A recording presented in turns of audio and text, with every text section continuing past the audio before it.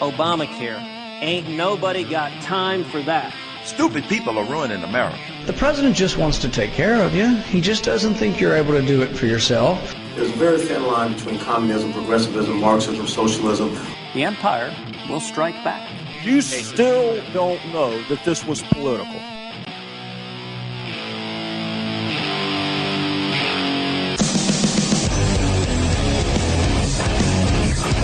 Hey everybody, welcome to another episode of America Our Way. I am your host, Dustin Hoyt. Hope you've all had a great week. Been paying attention to the news, see what's going on, so we can talk about it here tonight. If not, that's okay. I will inform you. That is part of the joy I get out of doing this. Now, let's start off in Texas. What can I say? I'm biased. We've had some pretty interesting news here in Texas, and it's fairly important for conservatives out there. Some libertarians, but not really, mostly conservatives. But anyways, that would be the border crisis, the border security situation. That's the big deal, so to speak. It's kind of toned down a little bit this week, towards the end of the week, but last week and the beginning of this week, it was a big deal. We're starting to get more people weighing in on what to do with these immigrant children crossing the border by the tens of thousands. And Texas Governor Rick Perry has come out and said he's going to send 1,000 National Guard troops down to the border to address the situation. They'll be working as part of the Department of Public Safety operation called Strong Safety, which is already underway. Texas is going to be footing the bill for these additional troops, not the federal government. This was on top of the $1.3 million per week that the governor is already passing to the DPS operation. Around 2 weeks ago, Governor Perry asked Obama to use an executive order to supply National Guard troops to the southern Texas border, but he was denied. Governor Perry said in a press conference that he basically was trumpeting the move, saying, Texans can't wait any longer. The price is too high for all these illegals breaking laws. And it's looking like it's going to cost the state of Texas $12 million a month of state funds. And that's kind of where we sit in that situation. And as the week has progressed since last Thursday,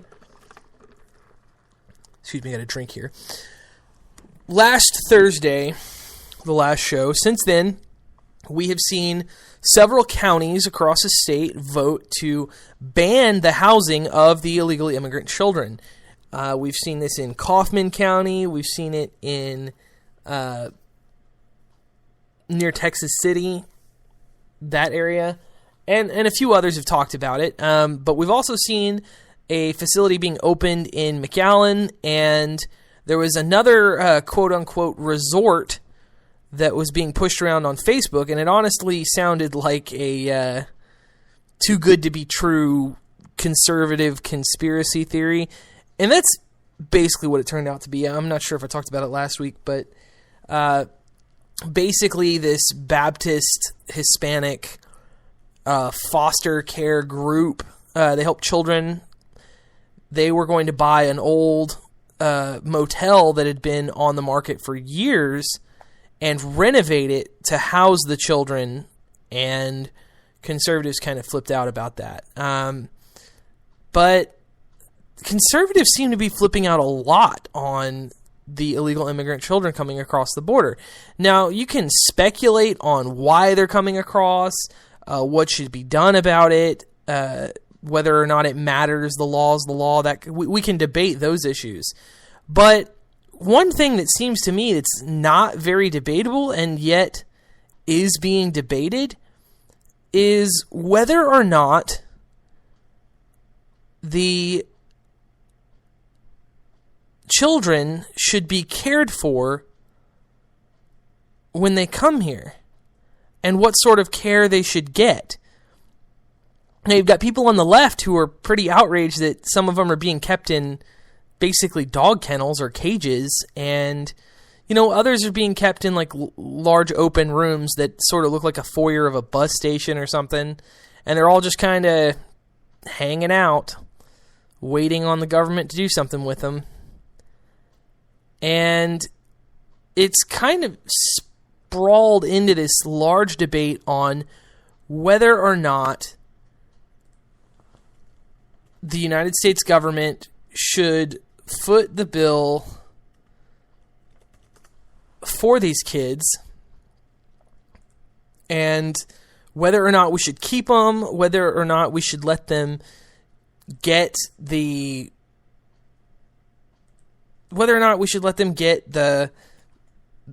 basic level of care that some people are asking for them, whether or not we can, take into account that these kids come from very damaged and impoverished and corrupt countries.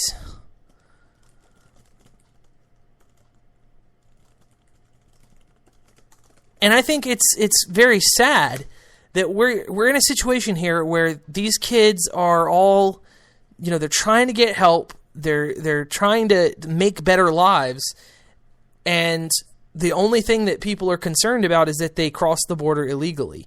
And they're like, a lot of people they find themselves in this argument that says, I don't care why they came here, I only care how they got here, and that's illegally. And to me, that just sort of seems like bigoted. I can't understand how parents, how just Americans in general can be so callous towards these kids. And so when we've got a charitable organization, a non-government organization that says, hey, we would like to help house these kids, we'll do it on our dime, we're going to buy a facility near the border, and we're going to house them for you so you don't have to worry about it until they get their trials to make sure that they're living in relative comfort. And it's just kind of disgusting that we actually are having people that were outraged about this. Now, albeit the article itself was written in a way that kind of made it seem like a resort, and so a lot of people were misled thinking these kids were going to get spa treatments and stuff like that. But that wasn't the case, and it was not, a Hampton Inn that had been fallen apart. It was a motel that was 20 years old or something. But it wasn't, they weren't building some leftist utopia for these kids that would draw them in even more. And it's gotten into this situation where Perry, I think brilliantly, has decided to deploy troops to the border to try and shore it up. How he'll do that, short of building a massive wall, is beyond me. But politically, the move is brilliant because a majority of the people in this country want the border secure. Now, a lot of polls are misleading and are not reported properly, not in a way that is honest, because when they ask the questions about deportation and border security, they ask them together, conjoined. So when you'll have Democrats that answer, well, no, I don't want the border secure if it means deporting illegal immigrants. And that is the crux of the argument. If you look at people who just want the border secure, that's a majority of Americans. It's over 60%. And that's, polls you can look up anywhere. Rasmussen, I believe. But you had CNN ORC polls that came out not too long ago that said, do you want the border secured if it means deporting illegal aliens? And then you had a majority say, well, no, we don't want to deport them all. And so that's kind of where you've got this mixed read on the issue, is because you've got these people that say, we don't want the border secured if it means deporting all the illegals that are here. And so brilliantly, Perry has done this. I think the only only problem he may run into is if he incurs a massive deficit his last little bit in office here. Because if he does run a big deficit, that'll be a black mark on his record, and it could be used against him in a primary, which, the counter-argument there is great, but I still think it's a risky move, especially with the fragile position he finds himself in. And I think that is probably best illustrated with the whole Ron Paul situation. And when you've got Governor Perry dealing with his backlash from the whole fiasco with Ron Paul, I mean, it is kind of sad. I'd say it's pretty sad. But, at the same time, if Perry is going to ask anyone for advice, I would rather it be Ron Paul. And we'll get into that a little bit later. But Perry has been in the news several times. There was an interesting article on Politico today by Maggie Haberman. Talked about a feud, if you will, a spat between Governor Perry and Chris Christie. And it's interesting because it's all about the New York gubernatorial race. And it's strange because Chris Christie was asked why he wasn't throwing money at Rob Astorino's campaign for governor of New York, and why he's not helping to raise money. And Christie basically said that he doesn't engage in he doesn't invest in landslides, and he was saying this as the Republican Governors of America chairman, saying that they don't invest in landslides or lost causes when he was asked about raising money for Astorino here. And the RGA group asked Astorino basically not to come to this conference in Aspen, and Governor Perry was, hold on a second, and told Astorino to come, and that's, according to sources. They said that Perry encouraged Astorino to come, and then even was taking a shot at Christie when he tweeted out a photo with his arm around Astorino.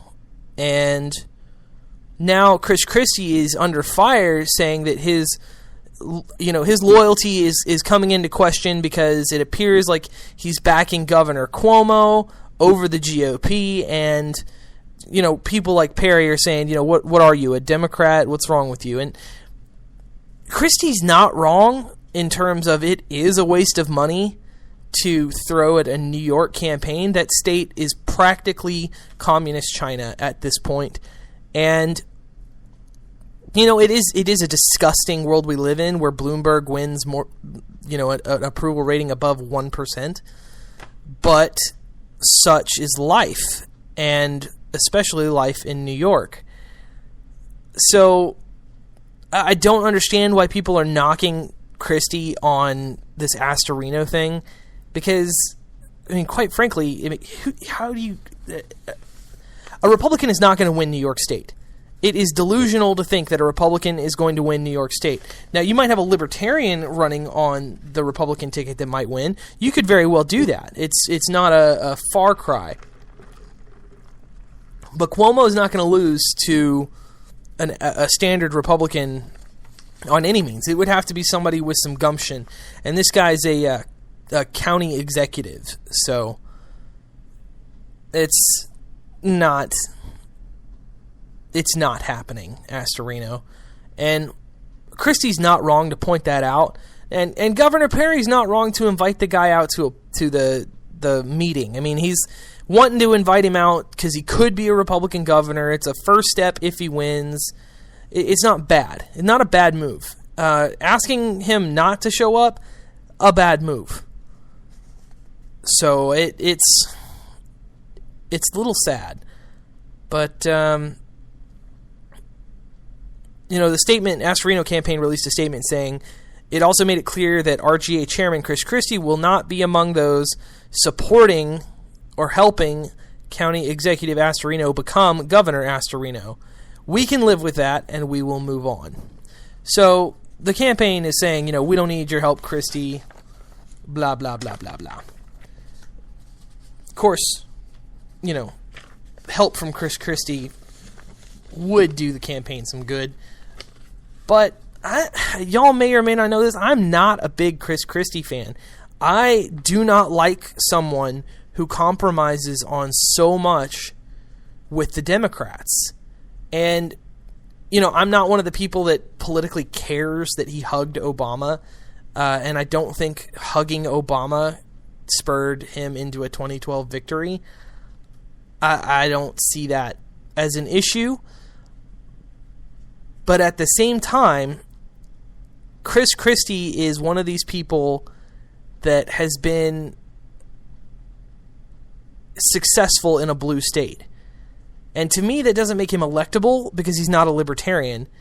It makes him compromised. See, when it comes to working with Democrats, you have two sets of issues that you can work with them on and you can disagree with them on. And they fall into these two categories regularly. And it's not a generalization. It's just a fact. When you classify issues, you classify them into two different ways, into two different categories. And those categories are authoritarianism and libertarianism, or anarchy, or freedom, if you will. You have issues where you can agree to control the people, and you have issues where you can agree to make the people more free. And on the issues where Governor Christie generally sides with the Democrats, it's not an issue of freedom. They're not in agreement over freedom on most issues. Now, you do have Chris Christie, who was on the right side of medical marijuana. He was on the right side of gay marriage to an extent. But he falls into this category of we should give these people permission as opposed to government doesn't have the right to tell you this. It matters how you get there. And I know I've said this 100 times, but Chris Christie's not getting there the right way. Sure, he wants gay people to be able to get married. That's good and fine. I have a problem with the way that Chris Christie gets to that conclusion. He doesn't say government should leave people the hell alone and it's none of their business. He says government needs to give these people permission. And I don't need government's permission to live my life. I don't need government's permission to enter into a voluntary contract with another individual. And that's what marriage is as far as government is concerned. Just government. We're not talking churches. We're not talking about your priest marrying two gay dudes tomorrow. We're not talking about that. We're talking about going down to the courthouse, signing a little piece of paper that says Adam and Steve own half of each other's stuff. And if Adam gets sick, Steve can sign the paperwork for him. It's not a complicated issue. It's really not. It's just a legal contract saying somebody owns half your stuff. And you can file your taxes together. Saying that people deserve those benefits or that people deserve to have none of that because of religious beliefs it's not American. Here in America, we do not care. Our Constitution is not, and Jesus said no homos, so everything in the Bill of Rights applies except to the homos. No, that's not what it says. The Bill of Rights applies to individuals, to citizens, to people. It does not say anything about denying rights or privileges to people based on sexual orientation. And more importantly, gay marriage is all about a contract, a voluntary contract. We wouldn't say that gay people aren't allowed to own cars because they might gay up the trucks or something. You wouldn't say gay people couldn't own property because they might gay up the land and anybody who lives there after them might turn gay. You wouldn't say that. And so the idea that they wouldn't be able to sign those contracts is ridiculous and it's laughable. And you're like, that's a stupid point. But really, if you say they can't get married legally, you're saying that gay people can't voluntarily enter into this contract. So I have a serious problem with Chris Christie being a Republican in a blue state, because when he compromises, it's all about, oh, I'm going to cut the budget a little bit, but I'm going to give the Democrats almost everything they want. Or I'm going to sign a gun control bill, but I'm not going to sign this other one on magazine limits because I can't give the Democrats everything they want. And that's not governing, and that's not doing anybody any good. When you eat food, you don't want there to be just a little bit of poison in it. You want there to be no poison. And if you can't get food with no poison, I advise you not to eat. Don't eat that meal. Don't do it. If you have a drink and somebody peed in it just a little, maybe don't drink that drink. Maybe we get another drink with no pee in it. And if you can't get a drink with no pee, then you don't drink. It's that simple. But when you have these people going after conservatives and libertarians for the different issues, it highlights this principal difference in how people believe the government should be run, how people believe the party should be run, and it creates these rifts about who's quote-unquote effective and who is quote-unquote here to play ball. And quite frankly, it turns political posturing into a more important issue than political substance. And when you do that, you basically disqualify yourself as being an intelligent human being. You disqualify yourself from ever being relevant to anyone with an IQ over 100. If you are more concerned with getting bills passed that has something you like in exchange for something bad, you are a problem, not a problem solver. Because in the end, when you get just a little bit of poison, you set yourself up to eventually get more. You allow yourself to be stabbed, you'll probably be stabbed again because you let it happen. And that's the situation we run into when we compromise on the issues. And Christie's a compromiser.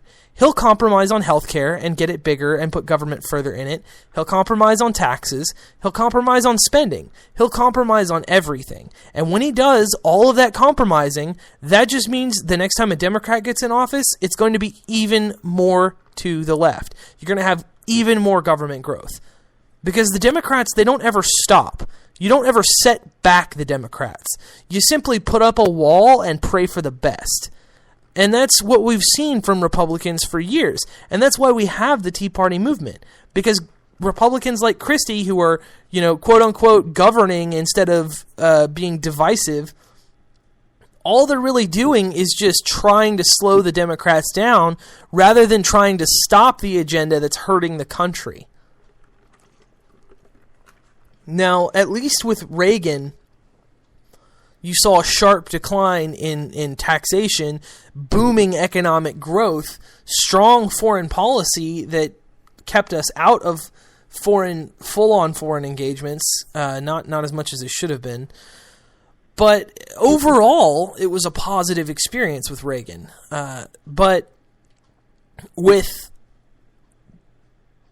Bush, for example, we saw a hesitant involvement in humanitarian wars for the wrong reasons, or at least proclaimed wrong reasons. It may have been for the right reasons, but we were told for the wrong reasons. Because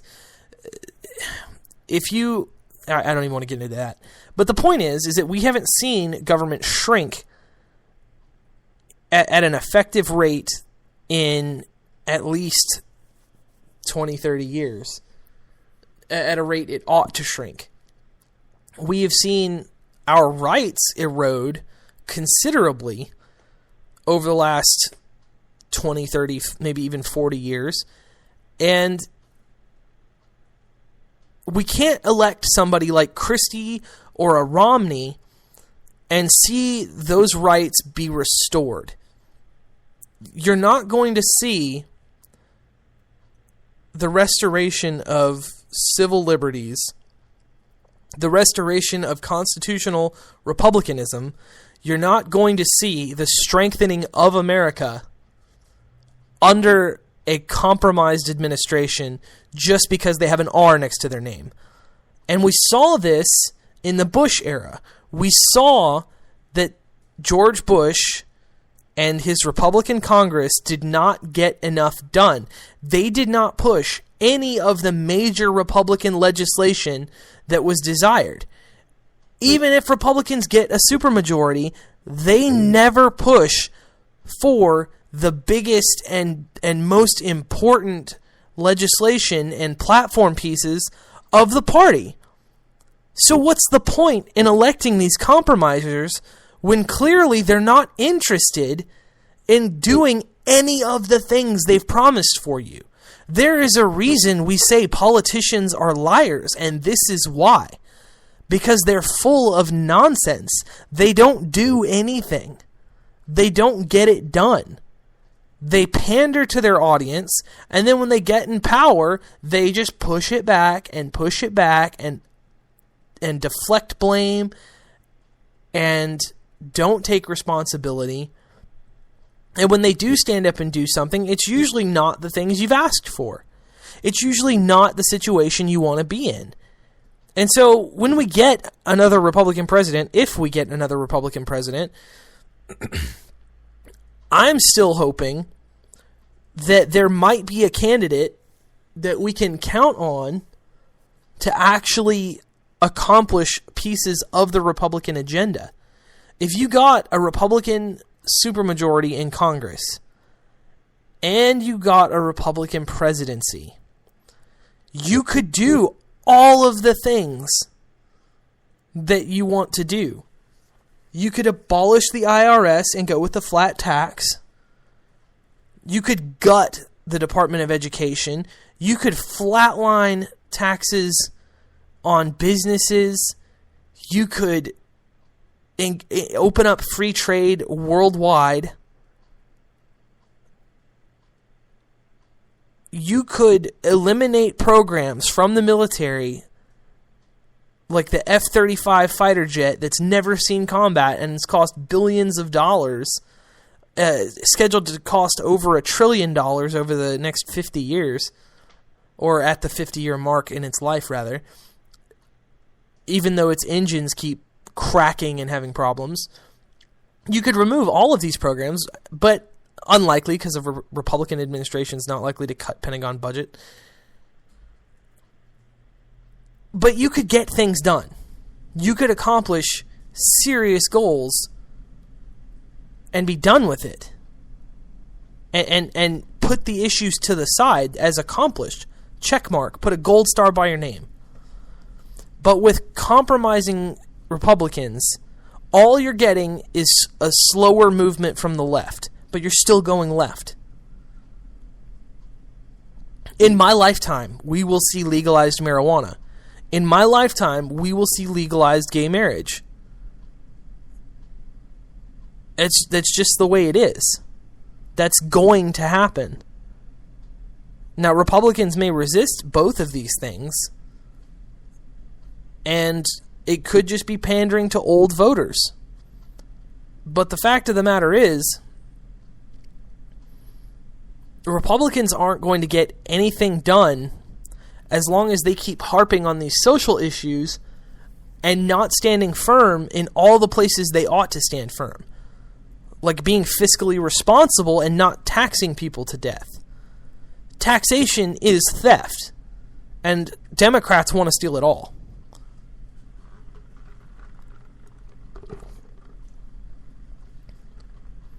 And I can't help but think,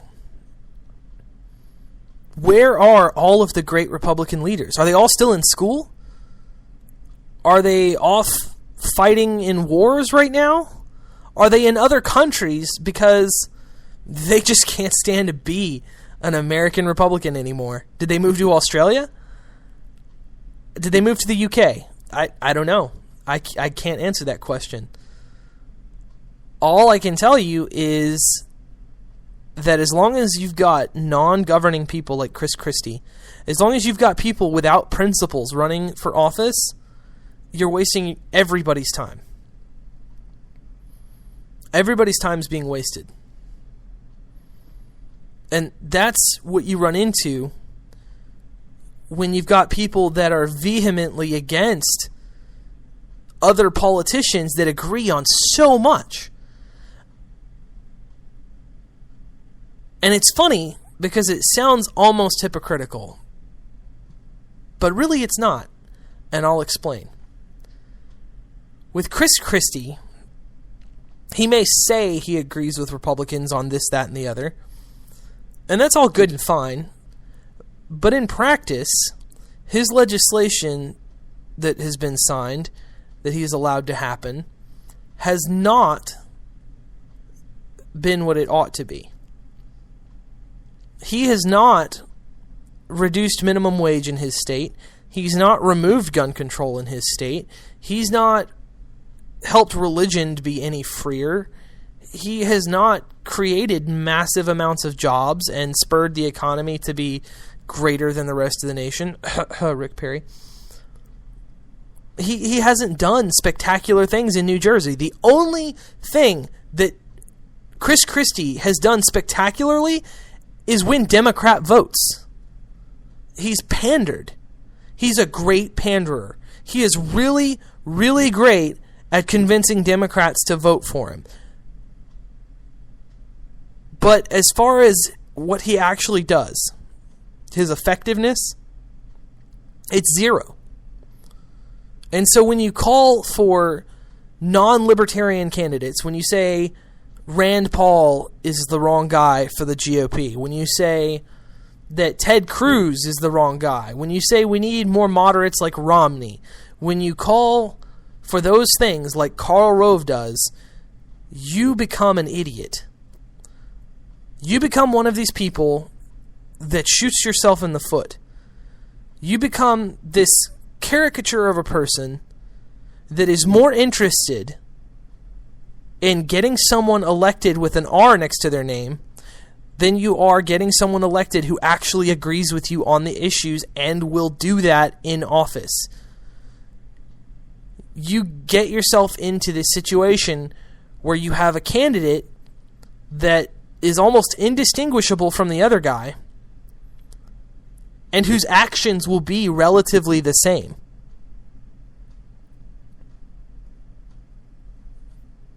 Now I ask you, you Republicans, is that a situation you want to find yourself in? Would you rather have someone who compromises with Democrats all the time so you can get a little bit of instant gratification? Or would you rather hemorrhage and punish the Democrat Party for all of the things they want to try and push? Would you rather put a galvanized titanium wall up between the Democrats and their goals and then fight them back and push them back and get rid of all of this economic stupidity, all of this Keynesian nonsense, all of this infinite power by plugging an extension cord into itself? Would you rather get rid of that, or would you rather let it stick around in the hopes of slowing it down? And if you're backing the Chris Christies, that's what you're doing. You may appear moderate. Somebody won't call you an extremist. But you haven't gotten to the point to where you realize extremist isn't a word. Everything is extremist compared to something. Oranges are extreme compared to carpet, in that they are extremely tasty, and I would wager carpet is not. Vinegar is extremely bitter, whereas Kool-Aid is usually not. Extremes. The word extreme means nothing. It is an uneducated word for someone trying to vilify someone else. It is an Alinsky tactic, trying to declare someone the other. So when it comes to picking these 2016 candidates, when it comes to getting along with people politically, it is nonsense to call someone too extreme. It is nonsense to declare someone's ideals, someone's goals, extreme. Because in reality, all you're saying is that you're not principled enough to actually stand by your beliefs. All you are declaring to the world is that you are too cowardly to vote the way you think. You're too cowardly to vote for your best interests. And that's why democracy is a massive joke. Because people in this day and age don't vote for what's best for them. And even the people smart enough to know what's best for them don't vote for what's best for them. Because a lot of them, if they're still involved in the mainline parties, think that they are political strategists who know a thing or two, when in reality, the only thing they know is what they've been taught by other political strategists who, quite frankly, have done nothing successful in 30 years. Reagan was a good try. He didn't go far enough. And he was wrong on issues. A lot of them. Like foreign policy. He did well against Russia. He did well against spreading communism. But he flubbed it up with his Contras. I mean, the CIA running drugs to make money. It is what it is. He's not the greatest, but he was pretty great. And the idea that we're in this this New Deal era where Republicans are no longer anti-big government, where Republicans no longer stand for the responsibility they once did, the individualism. It's disgusting. It's like Republicans are afraid to tell people, your ideas are wrong, your ideas are hurting our country, and I won't stand for it anymore. Well, I'm not afraid to say it. I won't back a candidate who's looking to reach across the aisle on issues that ought not to be reached. There are some issues that are no-fly zones. Economics is one of them. Job bills don't actually create jobs. They create government jobs, which are a drain on the economy.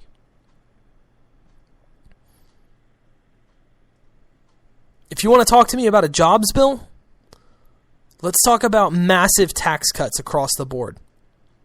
Let's talk about eliminating government spending in massive swaths. Because quite frankly, every dollar that stays in the pocket of an American is more efficiently spent than a dollar confiscated by the U.S. government. So that's a no-fly zone. Complete no-fly zone. Now, when you get into issues like global warming, climate change, those are debatable issues because there are too many scientists pointing to what's happening on the planet to say it doesn't exist.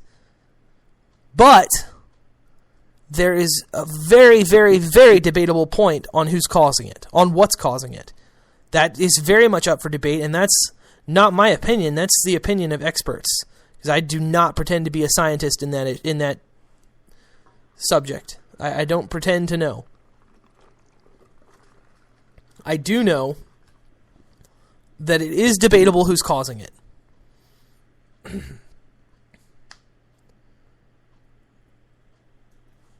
And so we find ourselves in this situation where we are uncompromising on social issues, uncompromising on gay marriage, uncompromising on the war on drugs, uncompromising when it comes to prison sentences for nonviolent offenders. And yet, we are willing to compromise on the economy, on the jobs, on the one thing that directly affects every single American more than any other issue. What is wrong with people? Piercing your ear sounds terrible, but I don't mind if I shoot myself in the foot. That may sound like a straw man argument, an analogy that doesn't work. And I'm sure some of you at home are shaking your head saying, no, it's not like that. You're off base. God says, Homosexuality is a sin. And we don't want to be Sodom and Gomorrah. Well, let me tell you something about Sodom and Gomorrah. If you reread that story and think about what happened in the very beginning when the angels came down, you might have a different take on it. You might change your mind.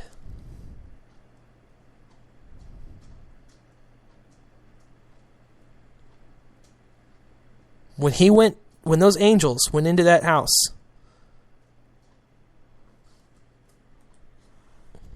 what happened?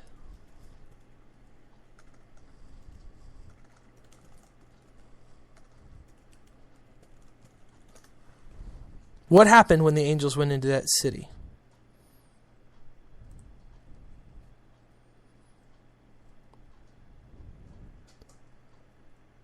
Well, when the angels came into that city, you had these two angels that went to Lot's house. And there was a mob demanding the homosexual rape of the angels talking to Lot.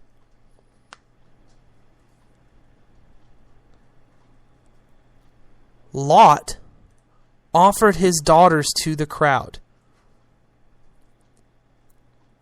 Offered his daughters to the crowd, his virgin daughters, so they would not take the guests.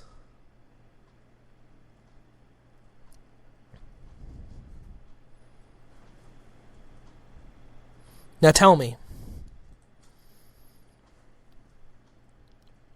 Lot gave his daughters up, would have given his daughters up, to protect his guests from homosexual rape. Is that because Lot thought the straight sex was somehow better than the gay sex? Was that because Lot was being a good host? The point of that story is that Lot did not curse them, shoot at them, fight them. God eventually did for their sins, but Lot did not. And God chose to save that one man. And all he did was treat them with kindness in the extreme. So while God may not call you to offer your daughters up to a mob of rapists outside your door, I think in the least, God would call you to live and let live. To not take it upon yourself to dictate your neighbor's life to them. I would wager, and quite comfortably I might add,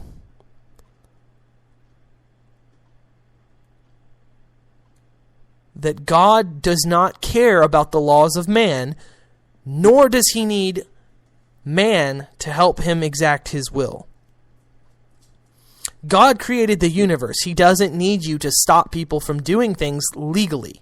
He doesn't need you to put your fellow man in prison for doing things. Eye for an eye was thrown out in the New Testament. Jesus told you to love one another, to take care of each other. Now, I know a lot of times Jesus is used unfairly and out of context when describing charity, when describing government welfare. But be that as it may, Republicans find themselves in this populist position, if you will, where they support banning gay marriage and welfare and handouts. And these are the people we deem to be most electable. And the final two candidates in 2016, more likely than not, are going to be the ones that are barely left and right of each other, that appear to be moderates. And they may give great speeches about how conservative or liberal they are, about how they're going to do this, that, and the other, and they're going to fight for you, and they're going to make your whole life better. But in reality, we know that that is not the case. In reality, we know that you're going to end up with two people that just want to control everything you do. And I don't mean to sound like a tinfoil hat, but when you get someone in office who thinks it's more important to pass more laws, because we don't have enough already, than it is to make sure the rights of the people are protected, then you are not living in a free country, you are living in a farce. And that's the America we live in today. We don't live in a country... We don't live in a country where common sense abounds. We don't live in a country where people vote on issues in ways that make sense to them. And you find yourself in this position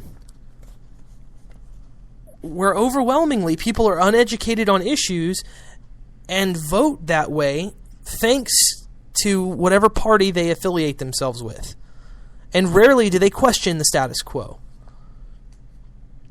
For example, many of you may think I support Obama's LGBT executive order from Tuesday. I do not. I don't support it at all. And some of you that are libertarians or left-leaning are saying, but Dustin, how could you not support LGBT protections? How could you not stand against bigotry? Well, that's very simple. Obama's order protects bigotry in companies that are working for the federal government. But that's not what it does. That's exactly what it does. It prohibits companies, federal contractors, from discriminating on the basis of gender and sexual orientation. Sounds all fine and good, right? Obama came out saying lesbian, gay, bisexual, transgenders, federal employees will now be protected from discrimination. About 24,000 people, or companies rather, will be affected by it. Obama said equality in the workplace is not only the right thing to do, it turns out to be good business. Despite all that, simply being gay, lesbian, bisexual, or transgender can be fireable offenses. Let me translate this into the unintended consequences of this. This bill basically means that an LGBT person would be working for a bigot and not know it. And in the instance that they do know it, the bigoted person couldn't fire that individual. It could be an incredibly uncomfortable situation. They can't fire them.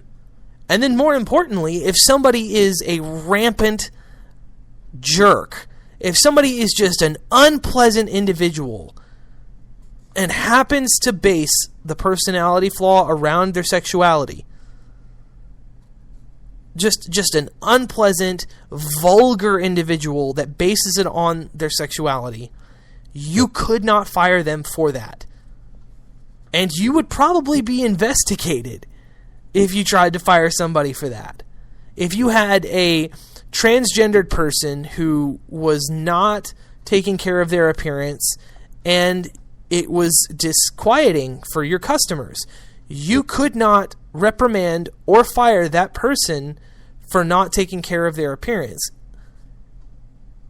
And if you were to say it's a grooming issue, not a gender issue, not a sexuality issue, you would still be investigated and have to go through this incredibly unpleasant ordeal where the government threatens your livelihood simply because this person happened to like both, none, all of the above, XYZ. And that's what this order does. And more importantly, if a business fires somebody based on sexuality and you have a serious problem with that, like most Americans do, you could not shop there. You could choose to not give them your business, and then they would be punished for it by the free market. If you had a business today in your town that refused to serve black people because the owner was a member of the KKK, that business would go out of business. It would go out of business because people would refuse to eat there for being racist. Except for racist people. Racist people would keep eating there. Or people who don't know. But either way, it's not enough for that company to prosper at all. But it would be enough to punish them. Because you know there would be a negative effect and a slight positive one from the racists. From the tiny percentage of Americans that are still that racist. Now, a lot of people say, well, look at Chick-fil-A. Look at what happened there. People flock to Chick-fil-A even though they're against gay marriage.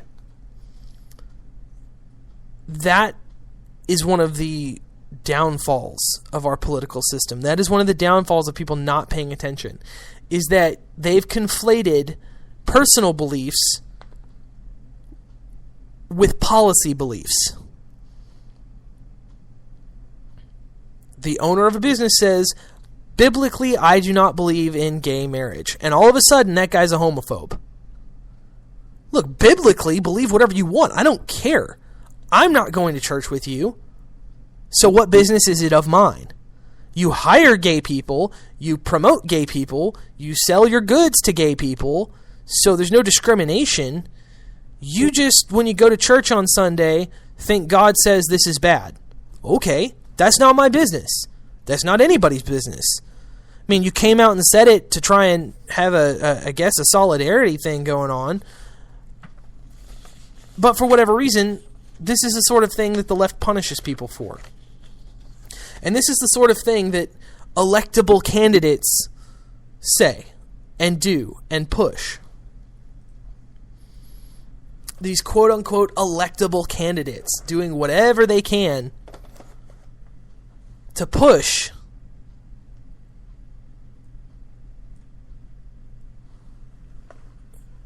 for authoritarian laws in our country. They push for things like banning gay marriage. They push for things like increasing Social Security, increasing different handouts, increasing minimum wage. The worst one, probably the worst of all of them, is the increase in minimum wage. Because only the economically uneducated, only the people who know literally nothing about the economy, and the ones who literally hate capitalism, support raises in minimum wage. The dense support minimum wage. Now, if you're sitting there thinking, well, hey, hold on a second, I think people should make enough money to live, that's good and fine. Except you should have to do a certain amount of work to pay to live. Your life, your existence, that's yours. Feeding yourself, clothing yourself, housing yourself, those are not rights. They're not. It may seem that way because here in America we're doing so well, we can't imagine living without it, but they are not rights. Nobody gives these things to you. You do not get to be born deserving clothes and house and a hot meal and a car and a dog and a white picket fence and a hot wife or husband and a great job and a fulfilled life with wonderful kids and a college education. You do not deserve any of those things. You have to earn those things. Now, sure, there's plenty of people out there willing to take your money and make as much of that happen as they can. That doesn't make it right. Things in life are earned. And I know you might have some people say, oh, check your privilege. You're so bigoted and you're triggering me. And some of you may not even understand what that means. That's fine. That's good. That means you haven't been exposed to that kind of idiocy. But the fact of the matter is, you've got this mass uneducation of people going on. You've got mass ignorance and mass stupidity, and it's all cycled and refined through with terrible, terrible news or terrible entertainment and just this overloading of pleasurable things. You know, so many TV shows and movies and reality TV and magazines and video games and partying and anything you could ever want right at your fingertips, except facts and education. Those are a little harder to come by, the real ones, because then on top of that, you've got people trying to get your attention and make money reporting misinformation and throwing bad things out there. Probably the worst would be nutrition. Trying to get information on that is almost impossible. 12 foods to eat to get a smaller stomach. Stupidity. So much stupidity, so much misinformation, and that's why we find ourselves in this situation today where people are like, oh, well, I support the working man. I think that maybe we should raise up that minimum wage. Stupidity. They don't realize that nobody wants to hire an illiterate, ignorant, undisciplined individual for $15 an hour. There's a reason there aren't $15 an hour jobs for people who don't do well in work environments, who aren't disciplined, educated, driven, don't have work experience, don't have reliable punctuality.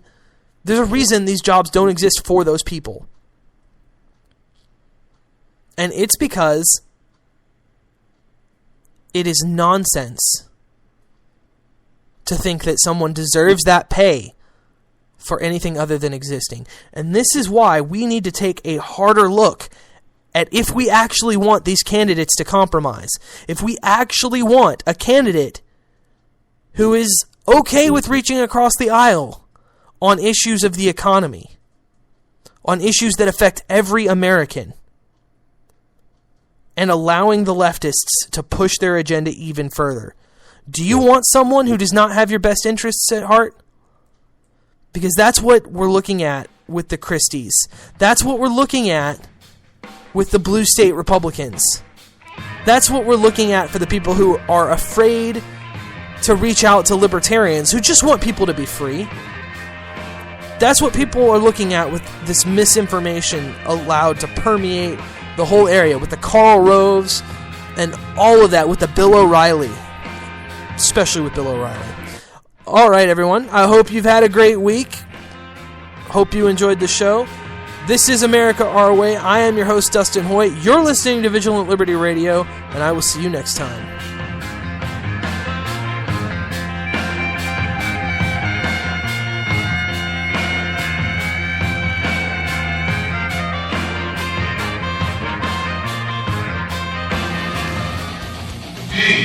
L